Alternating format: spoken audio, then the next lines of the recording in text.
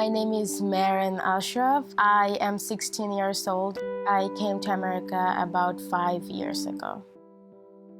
My home country is very different from America. Growing up, I could not play sports, I could not show my leadership skills, but at the same time in Bangladesh, I have grew up with so many people that I miss.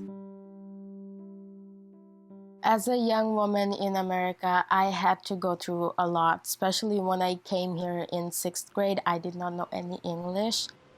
People didn't have very nice things to say about me. I couldn't participate in class anymore. I couldn't read, I couldn't write. Even teachers couldn't really help that much. I used to look at the kids playing in school playground and I would be like, oh, that used to be me, but now I'm an outsider. I used to get bullied. Not knowing English was one of the reasons. Obviously, me wearing scarf was a pretty big deal. I don't know, it's just nobody took the time to get to know me. Just when I was on the verge of giving up, I decided to learn English. I turned on the TV and I watched one episode of the Disney Channel TV show called Jessie. Sorry, but the convergence of airstreams from the... Then I moved on to some other Disney Channel shows, and it took me in total 3 months to learn English fluently.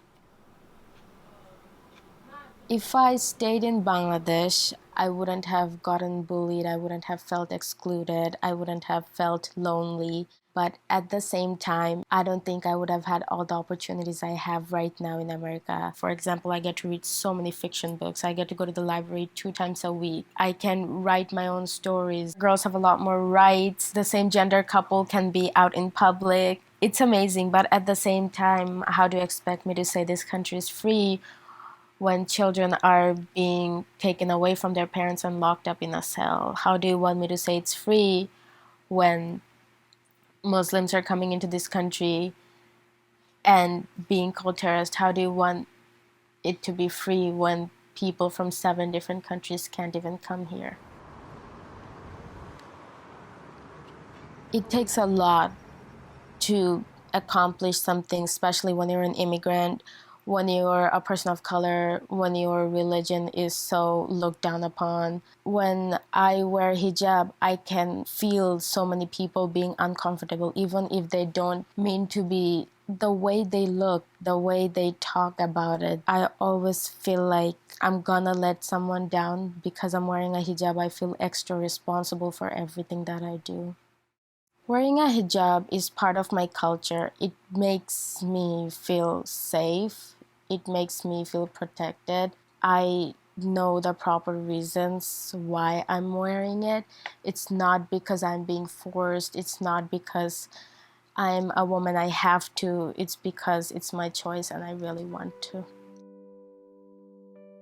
I used to want to really fit in, but by fitting in, I would have to lose myself, and I don't want to do that anymore.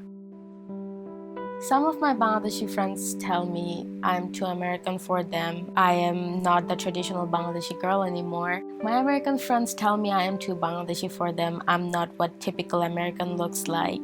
I don't even know who exactly I am. It's like I'm floating in between 2 dimensions, but I couldn't be happier. I am a little American and I am a little Bangladeshi, and I have my own journey and stories to tell. I do feel very safe here because when the Muslim ban happened the very first time, I saw how many people were willing to go out to march for me. When I was too afraid, when I didn't want to get out of my house, I was like, no, someone's gonna kill me, someone's gonna do something. There were Black people, there were Latino people, there were white people who went out and marched for me.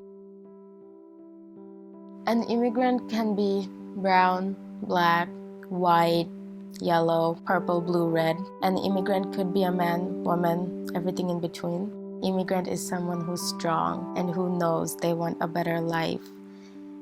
And they're not afraid to reach for it, and they can keep going.